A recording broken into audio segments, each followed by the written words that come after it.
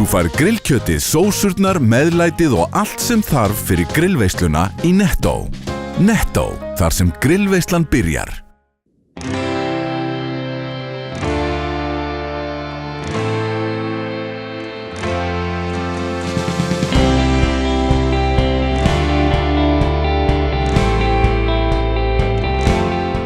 Sæl og verið velkomin í Suðurnesjamagasín, sjónvarps Víkurfrétta. Síðasta bæjarhátíðin hér á landi á þessu ári ljósanótt í Reykjanesbæ. Þetta svo 18. í röðinni og við hefjum þáttinn við setningu ljósanætur. Gæstamál bæjarstjóri. 18. ljósanóttin, þetta náttúrulega orðin gríðarlega svona mikil hátíð hjá bæjarbúum og þetta alltaf jafn skemmtilegt einhvern veginn. Það gríðarlega fjöldi hérna og allir einhvern veginn svona með á nótunum. Þetta frábært sko, þetta æðislega gaman. Þetta 18. skipti sem við gerum þetta, hátíðin stækkar með hverju árinu. Hérna hún eru 2500 nemendur hérna, staddir við þessa setningarathöfn. Og bara það segir okkur að hérna, fjöldin alltaf aukast. Og Ingo var hérna og fekk 2500 nemendur og kennara og gesti hérna til þess að taka þátt í okkar brekkusöng. Já, hann kann þetta, ef einhver kann þetta, þá það Ingo. Gerði þetta vel og virkaði krakkana og þau voru líka undirbúin. Þau eru alveg tilbúin að taka þátt og sungu hástöfum, það var gaman. Þú nefndi það í ræðunni þinni að hér væru 60 þjóðarbrot í bæjarfélaginu og gríðarlega mikið af fólki sem hefur flutt hérna til bæjarfélagsins. Hvernig hefur það gengið? Það hefur gengið bara vel. Við erum náttúrulega kljást við spennandi verkefni í þessum málum, í skólakerfinu sérstaklega. Og það yfir 30 tungumál töluð í grunnskólum og leikskólum Reykjanesbæjar núna. Og það þarf að finna til námsefni og gera öllum þessum nemendum til hæfis og að þau hafi viðunandi verkefni við að etja og leysa úr. Og það bara krefjandi en við erum með frábært starfsfólk. Þannig að þau leysa þetta vel að hendi. Dagskráin núna á ljósanótt viða meira en nokkru sinni fyrr, það náttúrulega eitthvað sem stendur upp úr? Já, það náttúrulega alltaf þetta sama í rauninni, árgangagangan með sól í auga sem var sett í gær og frábært. Svo náttúrulega laugardagskvöldið og það af ýmsu að taka. Það best að segja bara sem minnstu það. Aðalmáli finnst mér vera það að hafa gaman og bæjarbúar hafi gaman og allir hafa gaman og mér finnst það að vera eins og reyndar öll árinu undan stemningi vera þannig. Já, en við erum auðvitað með meira en setningu ljósanætur í þættunum. Við fjöllum skemmtilegt makrílævintýri sem hér í Keflavík og við Keflavíkurhöfn. Síðan förum við upp á Ásbrú og skoðum íbúð sem að fara í sölu. Þetta eiginlega fyrstu íbúðnar sem að fara í sölu til einstaklinga af Ásbrú. Gamla varnarsvæðinu, það mjög áhugavert og verðið á þeim mjög hagstætt. En við höldum áfram á Ásbrú og skoðum síðan sporthúsi sem fagnar 5 ára afmæli. Það gamla íþróttahús varnarliðsmanna. Það búið að mjög skemmtileg þróun þar og við spörkum fyrsta boltanum þar innan hús. Já, þeir voru að opna nýjan sparkvöll í sporthúsinu. Skemmtilegu þáttur framundan. Verið velkomin í Hljómahöll, þar sem fullkomin aðstaða fyrir árshátíðir, veislur, ráðstefnur og viðburði af öllum stærðum og gerðum. Við þjónustum þinn viðburð frá A til Ö. Nánari upplýsingar á hljómahöll.is. Það hefur verið sannkallað makrílævintýri við Keflavík og í Keflavíkurhöfn núna síðustu vikurnar og það hefur ekki farið fram hjá mörgum hér og á margir skemmt sig við að fylgjast með hvalavöðum sem hafa fyllt makrílnum og auðvitað makrílbátarnir á fleygiferð. Við fórum á stúfana og ræddum við verkanda og hafnarstjóran. Miðað við sama tíma í fyrra þá má að segja að makrílvertíðin sé hálfnuð. Hvernig lítur þetta út? Þetta lítur nú bara þokkalega út. Á tímabili vorum við ekki spjartsýnir en okkur virðist nú að sama trafík sé að myndast núna og var í fyrra. Við sjáum bátana hópast hér á einstöku bletti eins og stíði fyrra og það virðist bara vera stöðu við makríl koma. Einstakur brotavilji hjá makrílnum að komast á land. Það svolítið sérstakt að hann hópast allir hérna bara við höfnina í Keflavík, undir berginu hjá okkur og út við Helguvíkurhöfn. Já, hvernig hann haga sér svolítið sérkennilegt. Sumir sem ég hef hitt og eru íbúar hér hjá Keflavík, þeir vil nú meina að þetta sé bara mjög auðskiljanlegt. Það vilja allir vera í Keflavík, meira segja makríllinn. En þetta svolítið sérstakt og þetta vekur áhuga fólks. Fólk stoppar hérna með frá ströndinni og fylgist með bátunum eiginlega beint við hliðina á sér vera að draga makrílina borð. Hvernig kemur höfnin að þessari starfsemi?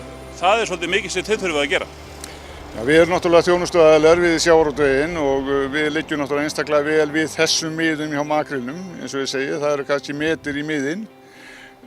Þetta er mikið álag sem fylgir þessu, starfsmenn eru að vinna hér frá 7 á morgnana og fram eftir nóttu, en þetta er gaman og er mikið líf og fjör.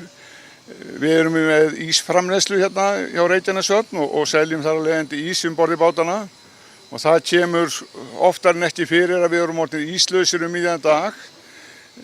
Við framleiðum á sólarhring svona 25-30 tonna ís og það dugir ekki til og verður þá að sækja ís í Sandgerði og Grindavík. Þannig að þetta hefur áhrif hér öll Suðurnesin, þessi makrílvertíð hér í Keflavíkurhöfn. Og þetta er gríðarlegt magn sem að koma hérna að landa á hverjum degi og bátarnir að landa 2 og jafnvel 3. Við vitum dæmi þess, kannski ekki ár, en í fyrra landaði einn bátur 5 sinnum yfir daginn og hann var með tæp 30 tonn yfir þann dag. En það er ekkert óalgengt að bátarnir sé að landa 2 á dag og með cirka 9 tonn í hvorum róður, 9-10 tonn, eppil 20 tonnum. Þannig að þetta er bara gaman. Þið hafið þurft að ráðast í fjárfesting út af þessu, búin að fjölga krönum við höfnina.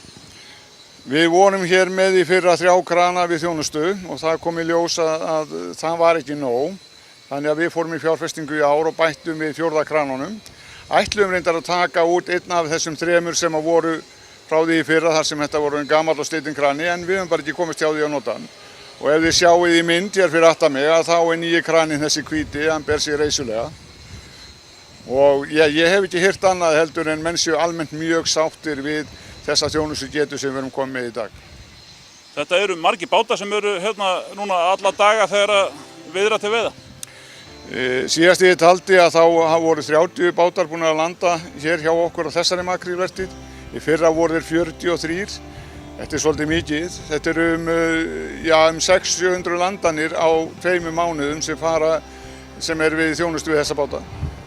Og hvernig bera svo menn sig við hérna? Eru þeir sáttir með það sem þeir að bera úr bítum?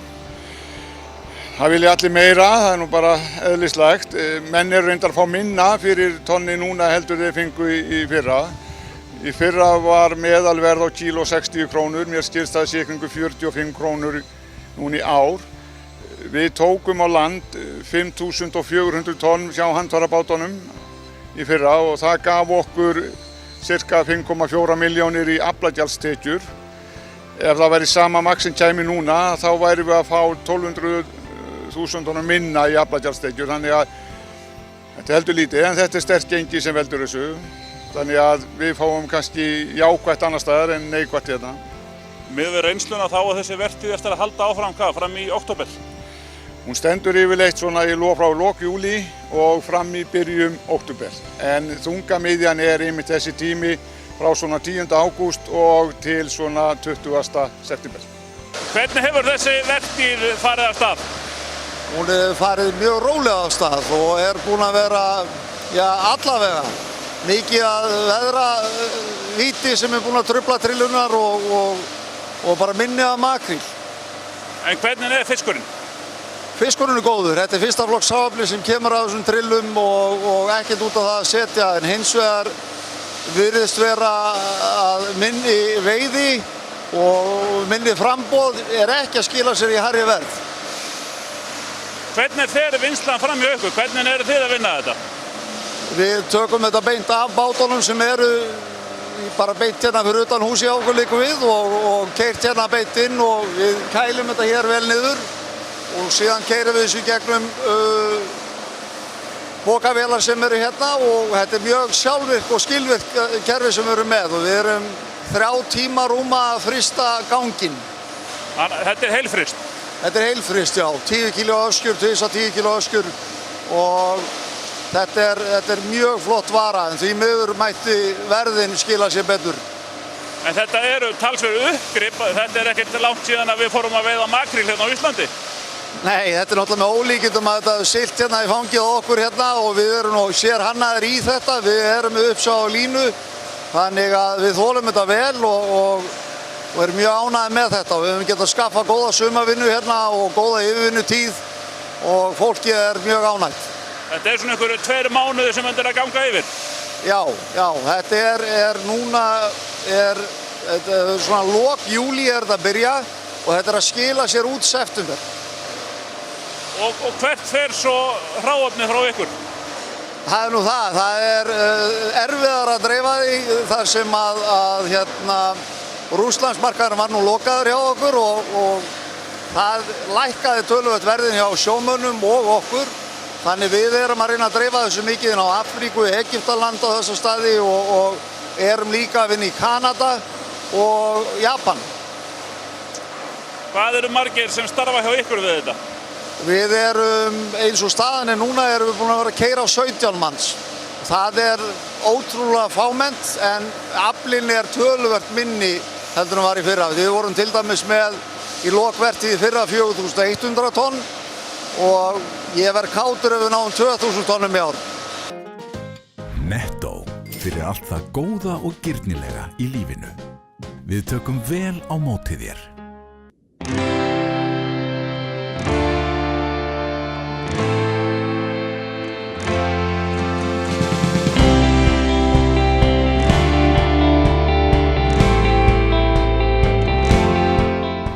Það er ótt að segja að sé búin að vera margir boltar á flugi á gamla varnarsvæðinu, Keflavíkurflugvelli, sem nú heitir Ásbrú, undanfarin ár. Og hér erum við í gamla íþróttahúsi varnarliðsmanna og nú komin nýjasti fótboltavöllurinn á Suðurnesjum og það sem áður var sundlaug. Hvernig datt þetta í hug, Ari?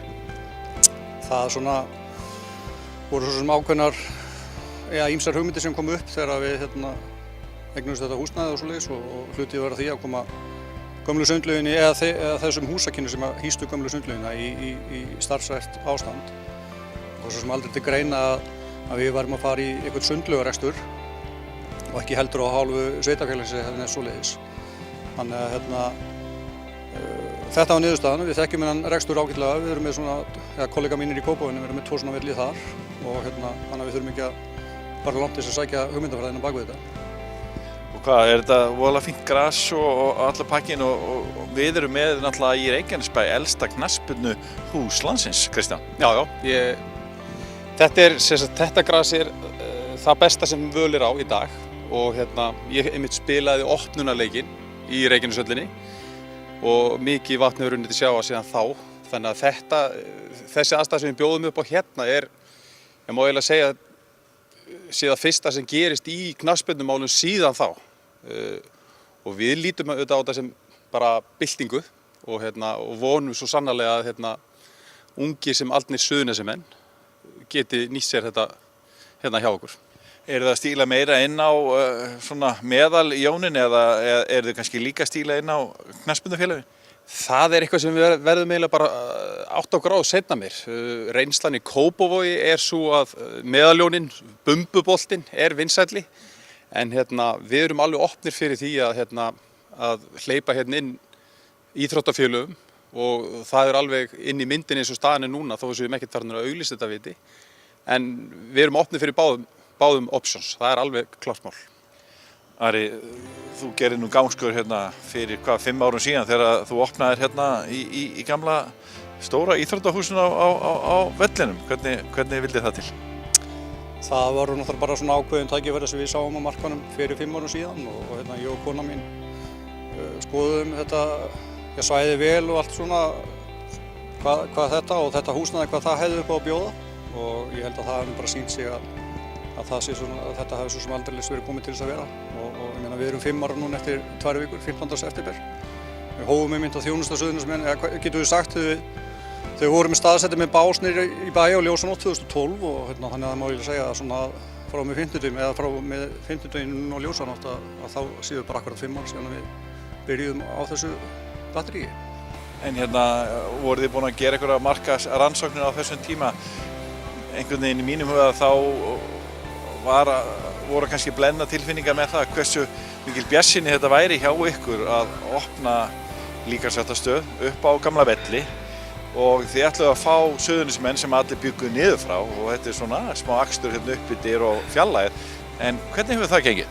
Gengið mjög vel. Við vissum það bara að við myndum opna þetta með þeim pomp og prakt sem við gerðum á þeim tíma, þá myndi fólkið sækja í þá þjónustu. Ég segi það að fólkið sækir í góða og mikla þjónustu. Það er nummer 1, 2 og 3 hjá okkur náttúrulega viðskiptavinurinn og allt sem að honum snýr.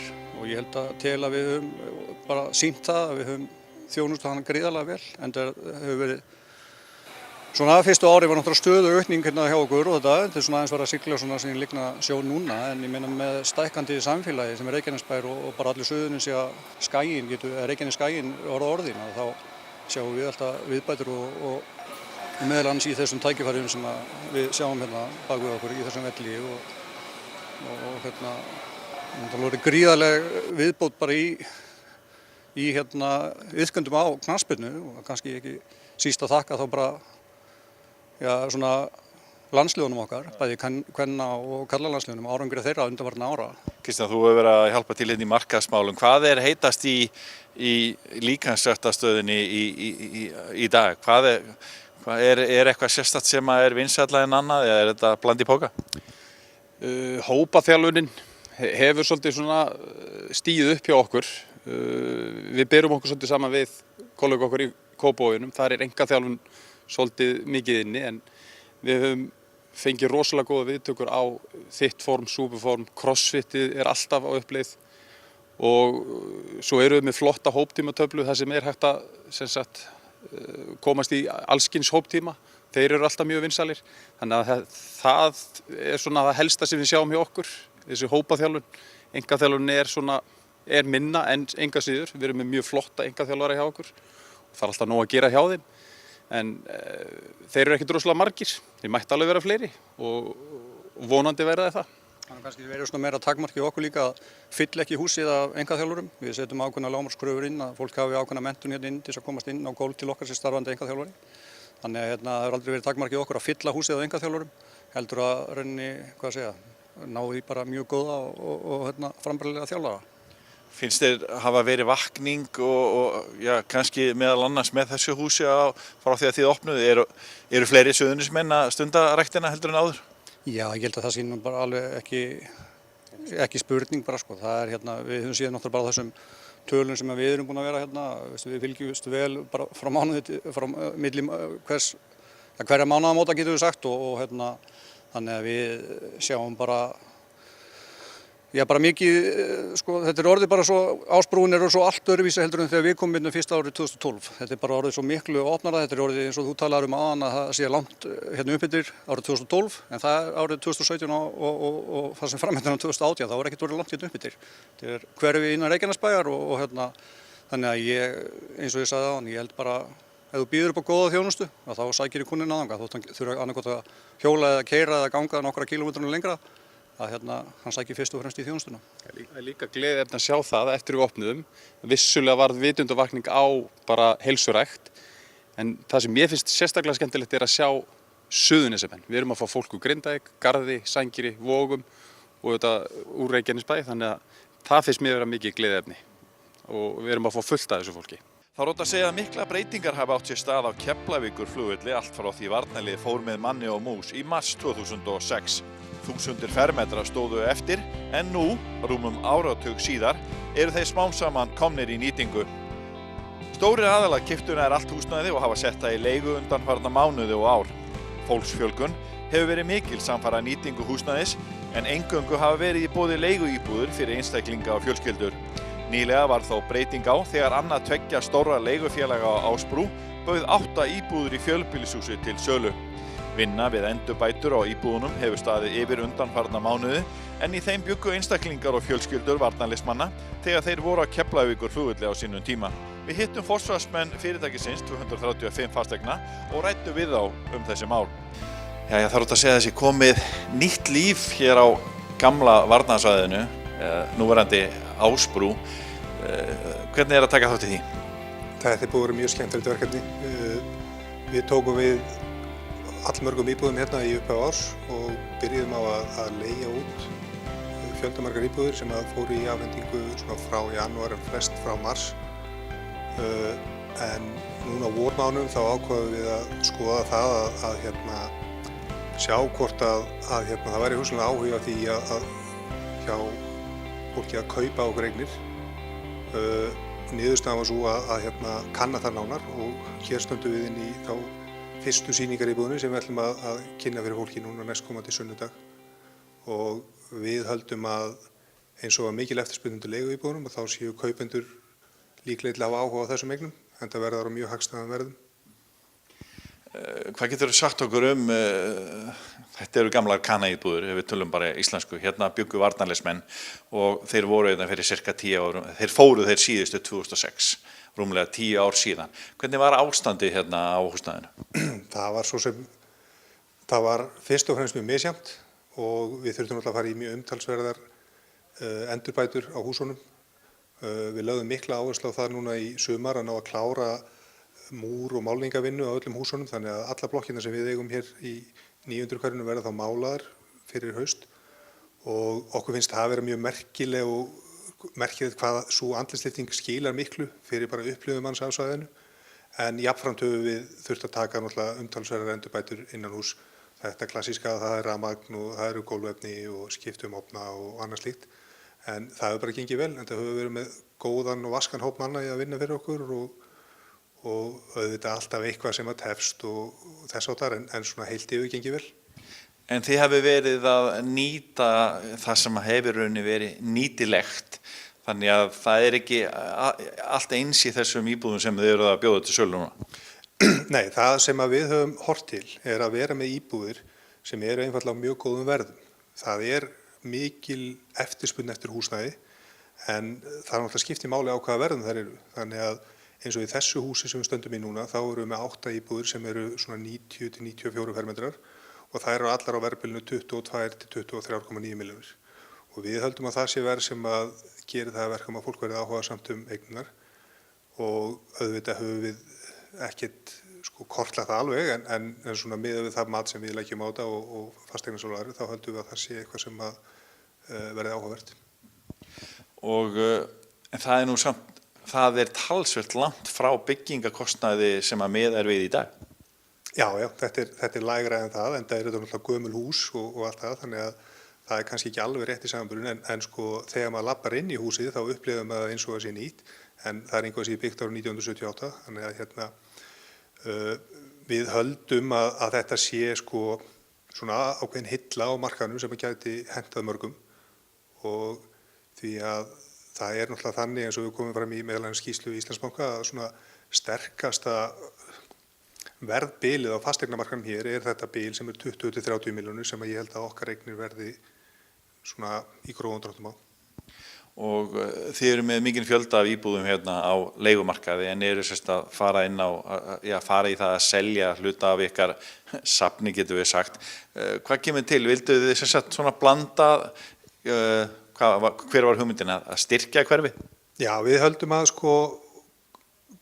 það sé ákveðin breyting að fá hingað inn eigendur að fasteignum og við erum að horfa til langs tíma og auðvitað hefði verið mjög einfalt mál bara að fara í svona minni framkvæmdir og leigja allar íbúðunar út en lengri tíma hagsmunir liggja í því að svæðið í heild sinni vaxi og dafni og við höfum ýmsa hagsmuni undir í því og við fundum líka fyrir því þegar við vorum að tala við bæjaryfirvöld og aðra að það er í hugum flestra held ég betra að þetta sé blönduð byggð þar sem við erum annars sem er leigjendur og hins vegar eigendur á húsnæðinu og það sé svona farsalla til fyrir svona heildar samfélagi sem verður hérna Nú hljóta að hafa verið í sambandi við bæjaryfirvöldana þið eru hvað getur sagt, það er að koma mikið af fólki hérna inn á svæðið á mjög stuttum tíma og það er ekkert mjög auðvelt fyrir sveitarfélög að bregðast hratt við því hvernig, hvað segja bæjaryfirvöld þessa þróun hérna? Já, þau brugðust mjög hratt við þegar við og Heimavellir ákváðum að gefa þeim húsnæði hérna í 900 hverjunu undir leikskóla og við höfum átt gott og farsælt samstarf með bæjaryfirvöldum. Það er náttúrulega mikið starf unnið hér í skólamálum nú þegar og bærinn er náttúrulega að setja sig í starthólfuna fyrir það sem að mun koma hér inn og þessi skemmtilega gjöf sem við og Heimavellir koma að er svona fyrsta skrefið í því og svo verðum við bara að meta stöðuna eftir því sem að framvindur og sjáum hvað það samfélag sem hér verðum mun þurfa og ég hef fulla trú á því að bæjaryfirvöld muni standa þétt við bakið á íbúum hér. Ef þið fáið góð viðbrögð við þessum fyrstu íbúðum og svo næsta hús sem að býður, áttu vona því að þið munið koma með, mæta með fleiri íbúður inn á sölumarka? Já, það sem ráðgert að við verðum með þessar 8 íbúðir núna, síðar í september verðum við svo með 32 íbúðir hérna í blokkinu við Lenu. Og þá erum við teljum við okkur búin að kanna það til hlítar, hvort að það sé markaður fyrir þessum eignum eða ekki. Nú ef ekki, þá vitum við svo sem að því að það er umtalsverð eftirspurn eftir leiguíbúðum og við erum svo sem bara fikur okkur áfram í þessu og sjáum svo hvað setur. Það er nokkuð nýjung fyrir Suðurnesjamenn að upplifa það að séu stór félög, leigufélög og séu sýsla með fasteigni hérna. Hvernig hafa viðbrögðin verið í samfélaginu? Hvernig finnið þið fyrir velvild eða eru þið í vörn? Alls ekki vörn. Við erum í mikilli sókn og ég held að viðbrögðin séu almennt séu mjög jákvæð og fólk kann að meta það að sjá að hér er líf, hér er verið að taka eignir sem hafa verið fyrir allra augum mjög lengi og eins og ég nefndi áðan að það er svo mikil andlitslyfting að fá bæði múr og málingavinnu í gang og bara skemmtilegt líf sem er að myndast hérna, þannig að nær undantekningarlaust bara mjög jákvæð viðbrögð. Þetta er sem sagt gamalt varnarsvæði eins og allir vita og þið hefðu verið að koma hérna inn á svæðið. Er eitthvað svona óvænt sem að þú hefur upplifað í þessu ferli þegar þið hefðu verið að koma hérna inn? Já, það er náttúrulega margt óvænt en það sem er aðalega áhugavert, það er bara að sjá hvað er mikil kraftur í öllu efnahagslífinu hér og hvað eru mikil umsvif í gangi og þannig að hort á stöðuna eins og henni núna og sett hann í samhengi og allar þær spár sem eru eftirspurn eftir fólki í vinnu hér og þar og í ýmsum sviðum að það er mikill meðbyr á svæðinu enda kannski komið tími til eftir mörg erfið ár en ég sé ekki annað en þessi mjög bjart framöndan fyrir íbúi á Reykjanesinu. Leið þökkum fyrir áhorfið minnum við á aðra miðla Víkurfrétta. Við vorum að gefa út eitt stærsta blað ársins í þessari ljósanætu viku, 64 blaðsíður. Blaðinu er dreift inn á öll heimila á Suðurnesjum og í fyrirtæki, mjög fróðleg lesning. En við erum einnig á vefnum, Víkurfréttavefnum, vaffei.is og fyrir kylfingana, kylfingur.is. Við tökum við góðum ábendingum efni í okkar miðla og við ykkur endilega að hafa okkur í huga hvað það varðar. Við mætum aftur að viku liðinni, meðal annars með myndir frá ljósanæturhátíðinni og fleiru hérðan frá Suðurnesjum. Við þakkum fyrir okkur, verið sæl.